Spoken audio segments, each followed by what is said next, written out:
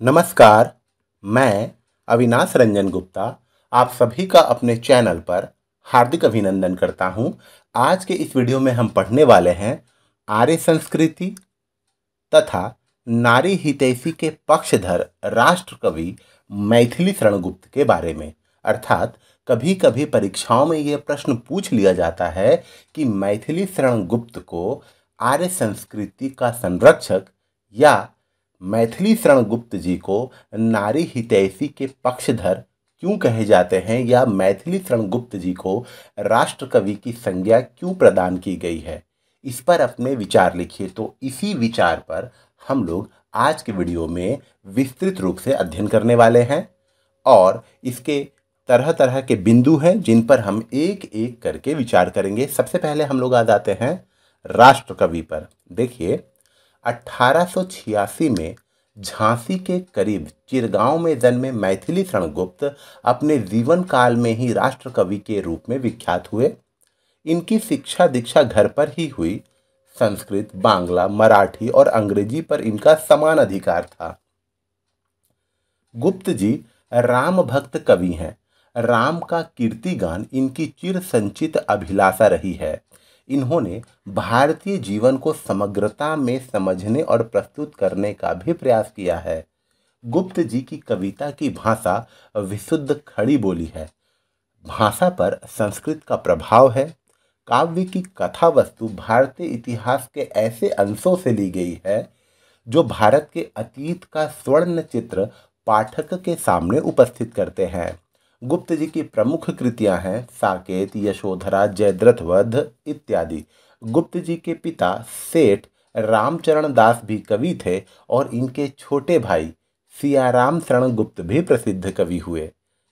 इन सभी कारणों से इन्हें हम लोग राष्ट्र कवि कहते हैं। आगे के बिंदुओं में हम लोग और विस्तृत रूप से इस पर अध्ययन करते हैं। अब देखते हैं इन्होंने अपनी रचनाओं की भाषा खड़ी बोली क्यों चुनी। देखिए, गुप्त जी वर्तमान समय के वैज्ञानिक युग निर्माता और राष्ट्र कवि के रूप से हिंदी साहित्य में विद्यमान हैं। गुप्त जी ने हिंदी को सबसे अधिक साहित्य प्रदान किया है। महावीर प्रसाद द्विवेदी के प्रभाव से आपने खड़ी बोली को ही काव्य भाषा बनाकर रचनाएं रची और उसके प्रतिनिधि कवि स्वीकार किए गए हैं।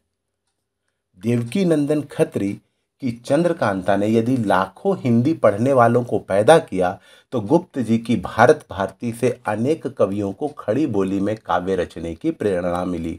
अर्थात इन्होंने खड़ी बोली में ही अपनी रचनाएं रची ताकि ये अधिकाधिक जन सामान्य तक पहुंच सके और खड़ी बोली में रचना रचने की प्रेरणा इन्हें महावीर प्रसाद द्विवेदी जी से मिली। अब हम लोग आते हैं प्रतिनिधि कवि अर्थात टॉप क्लास के कवि। देखिए, गुप्त जी अतीत के प्रेमी हैं, फिर भी राष्ट्र के प्रतिनिधि कवि माने जाते हैं। कवि के लिए पतित भारतवर्ष की दुर्दशा में नवजीवन संचार करने की आवश्यकता थी, जिसको देखते हुए पूर्ति केवल अतीत भारत की उज्जवल सभ्यता ही कर सकती थी। दूसरे, कवि का जन्म परम वैष्णव भक्त घराने में हुआ। तीसरे, उसी समय स्वामी दयानंद सरस्वती का प्रचार पुरानी वैदिक सुसंस्कृति को पुनर्जीवित करने में हो रहा था। इसके अतिरिक्त भारतेंदु और श्रीधर पाठक आदि पूर्वज कवियों ने भी तो प्राचीन भारत की गौरव गाथा गाई थी। इन कारणों से मैथिली शरण गुप्त को अतीत की ओर ही देखना पड़ा। परंतु गुप्त जी अतीत को वर्तमान की आंखों से देखा है और पुराने व्याख्यानों में ऐसे स्थल बरबस ढूंढ निकाले हैं जिनमें वर्तमान भारत को उद्बोधन, उत्साह और शिक्षा मिल सकती है।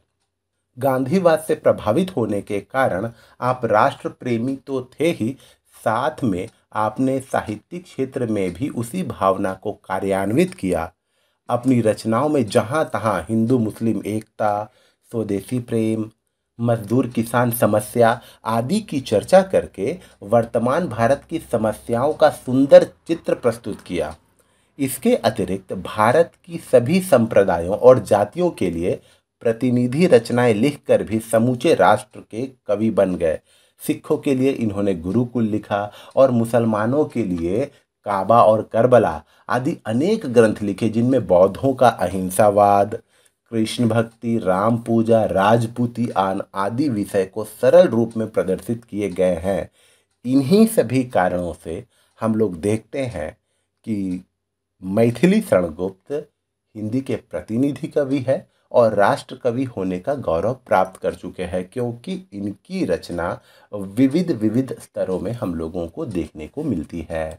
अब हम लोग आते हैं राम भक्ति। देखिए, ये आर्य संस्कृति के प्रवर्तक और पक्षधर है। इसमें राम भक्ति एक बहुत बड़ा माध्यम है। गुप्त जी को राम भक्ति अपने पिताजी के द्वारा मिली थी। यद्यपि इनकी पहली रचनाओं में इनकी स्थिर विचारधारा के दर्शन नहीं मिलते और कलात्मकता का अभाव भी खटकता है, परंतु साकेत लिखने के साथ इनमें काफ़ी परिवर्तन देखे जा सकते हैं, जिनमें एक राम की अनन्य उपासना भी है। वाल्मीकि और तुलसी की तरह इन्होंने राम को व्यक्तिगत या जातीय रूप में अंकित नहीं किया, बल्कि मानवता का रक्षक और विश्व का नेता बना दिया है। गुप्त के राम स्वयं कहते हैं, संदेश नहीं मैं यहाँ स्वर्ग का लाया, इस भूतल को ही स्वर्ग बनाने आया। इतना होने पर भी इनके राम ईश्वर का अवतार है और गुप्त जी किसी मूल्य पर उन्हें मनुष्य मानने को तैयार नहीं है। तो इनकी जो रचना साकेत है वो राम भक्ति का एक अनन्य उदाहरण है और साथ ही साथ उसमें नारी हितैषी होने का पुट भी मिलाया गया है, अर्थात ये उर्मिला के विरह के पक्षधर भी थे। इसीलिए ये आर्य संस्कृति के प्रवर्तक माने जाते हैं। अब यहाँ पर देखते हैं हम लोग साकेत पर विस्तृत अध्ययन। देखिए, साकेत लिखने के पश्चात गुप्त जी द्विवेदी कालीन इतिवृत्तात्मकता से कलात्मकता की ओर आए। भावना और कल्पना की मात्रा अधिक होकर विशाल मानवता के रूप में प्रकट हुई। इनके अतिरिक्त अपेक्षित नारी पात्रों का, जैसे उर्मिला, यशोधरा आदि का प्रधान रूप से चित्रण करने की विशेषता भी आपके काव्य में पर्याप्त महत्व रखती है। तो यहाँ एक बात और सामने निकल कर आती है कि साकेत में केवल राम भक्ति नहीं की गई है, बल्कि उपेक्षित नारी पात्रों का भी वर्णन किया गया है। उसमें साकेत में मुख्य रूप से उर्मिला के विरह का वर्णन किया गया है और उसके बलिदान को भी जनमानस के सामने प्रस्तुत किया गया।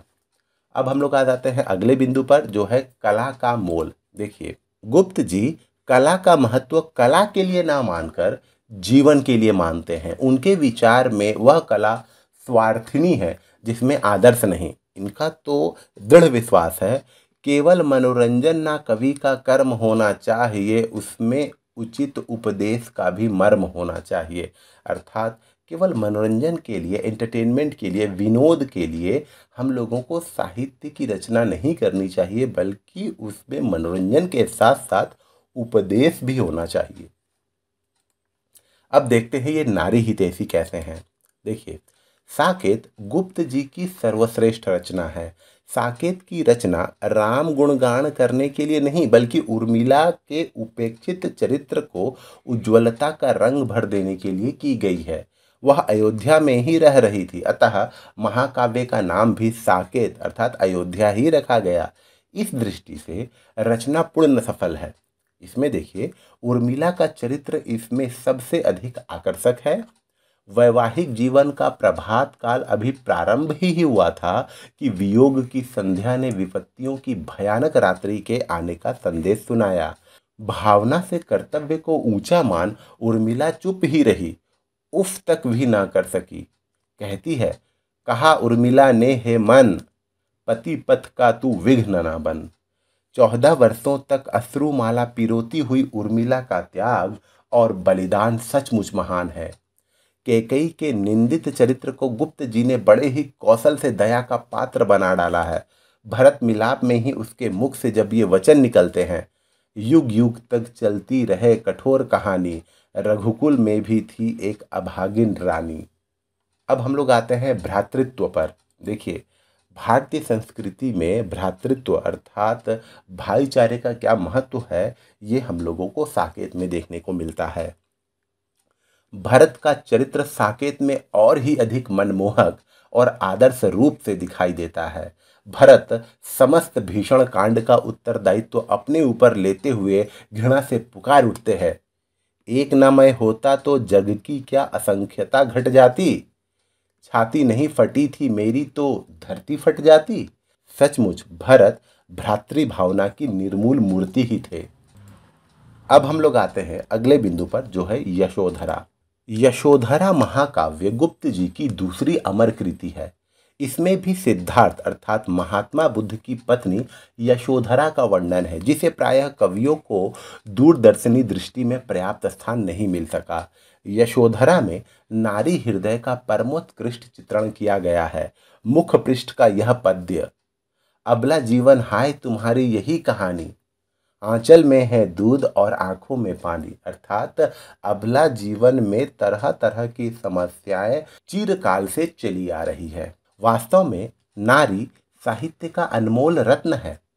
उर्मिला के समान यशोधरा ने भी पति वियोग देखा, किंतु इसका विरह काल असीम था। तथापि राहुल अर्थात वो अपने पुत्र के साथ वह अपना मन बहला लेती थी।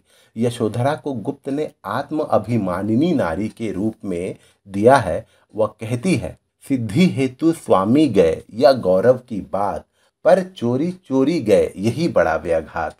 वह वीर छत्राणी है और ऐसे कार्यों के लिए तो वह स्वयं पति को वन भेजने के लिए तैयार हो जाती, किंतु काश सखी वे मुझसे कहकर जाते। अब हम लोग आ जाते हैं उपसंहार पर। देखिए, गुप्त जी ने महाकाव्य, खंडकाव्य, नाटक, गीति नाट्य आदि अनेक रचनाएं लिखी हैं। भाषा भाव व्यंजक और सरल है। आधुनिक कविता में आपका स्थान ऐसे है जैसे माला में प्रथम मणि का या उद्यान में प्रथम पुष्प का। अतः यह कहा जा सकता है कि मैथिली शरण गुप्त जी आर्य संस्कृति के संरक्षक, नारी हितैषी के पक्षधर और राष्ट्र कवि हैं। तो इन्हीं सभी बिंदुओं के आधार पर हम लोग ये तय कर चुके हैं कि अगर हम लोग मैथिली शरण गुप्त जी को राष्ट्र कवि कहें या आर्य संस्कृति का प्रवर्तक कहें या नारी हितैषी के पक्षधर कहें, तो इसमें कोई अतिशयोक्ति ना होगी। तो उम्मीद करता हूँ आपको मेरा ये वीडियो ज़रूर अच्छा और इन्फॉर्मेटिव लगा होगा। हम पुनः मिलेंगे किसी अगले वीडियो में। तब तक के लिए धन्यवाद।